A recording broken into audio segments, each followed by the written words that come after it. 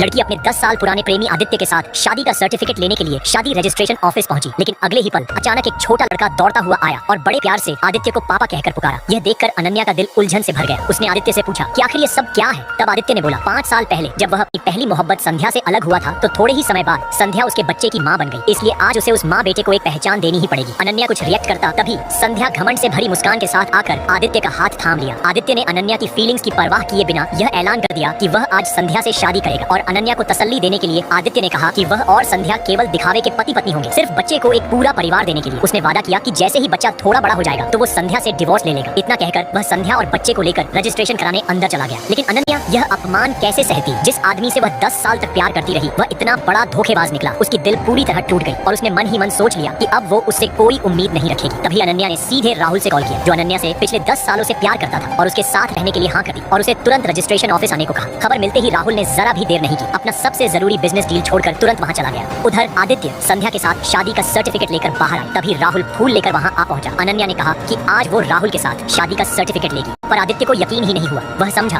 कि अनन्या उसे जलाने के लिए उसके सामने बस नाटक कर रही है, क्योंकि कभी अनन्या उससे सुलह के लिए 3 घंटे तक उसके पैरों में गिरकर गिड़गिड़ाई थी। उसे पक्का यकीन था कि अनन्या किसी और से शादी नहीं करेगी, लेकिन अनन्या ने उसकी ओर ध्यान तक न दिया और राहुल के साथ जाकर रजिस्ट्रेशन कर लिया। थोड़ी देर बाद दोनों शादी का सर्टिफिकेट लेकर बाहर निकले, तभी अनन्या को पता चला कि अभी अभी राहुल ने सिर्फ उसके लिए कंपनी की सबसे इंपॉर्टेंट डील छोड़ दी। अनन्या की आंखें भर आईं। यह वही इंसान था जो 10 साल से हमेशा उसे सबसे पहले रखता आया था। अनन्या को गहरा अफसोस हुआ कि उसने राहुल को छोड़कर उस नीच इंसान को चुना। उसने समझदारी से राहुल को कहा कि पहले बिजनेस निपटा ले, फिर दोनों डेट पर जाएंगे। राहुल ने भी वादा किया कि जैसे ही वह सब संभाल लेगा उनके लिए एक खूबसूरत वेडिंग पार्टी रखेगा और उसे अपनी सीईओ पत्नी बनाएगा। अनन्या घर लौटी तो देखा कि आदित्य संध्या और उसके बच्चे को पहले ही घर ले आया है। अनन्या उन्हें अपने घर से निकलने को कहा, लेकिन दूसरे दिन जब वो घर लौटा तभी देखा कि वो लोग घर से ना निकलकर उल्टा घर में पार्टी कर रहे हैं। जब वो उन्हें निकालने गया आदित्य के आवारा दोस्त उल्टा उसे ही रखेल कहकर अपमानित करने लगे। इसी दौरान आदित्य और उसकी माँ भी आ गए। जब वो पुलिस बुलाने की कोशिश की तभी आदित्य ने उसे जोर से धक्का देकर रोक दिया और उसने अपने दोस्तों को इशारा किया कि अनन्या को स्टडी रूम में ले जाकर संभाल ले। वो तुरंत उसका मतलब समझ गए और अनन्या को घसीटकर स्टडी रूम में ले गए। उसी समय अचानक राहुल के पास एक वीडियो कॉल पहुंचा जिसमें अनन्या के साथ जबरदस्ती हो रही थी। उसका गुस्सा फूट पड़ा और उसने तुरंत अनन्या को बचाने निकल पड़ा। जब आदित्य के दोस्त अनन्या के साथ जबरदस्ती करने लगे तभी राहुल वहां पहुंच गया।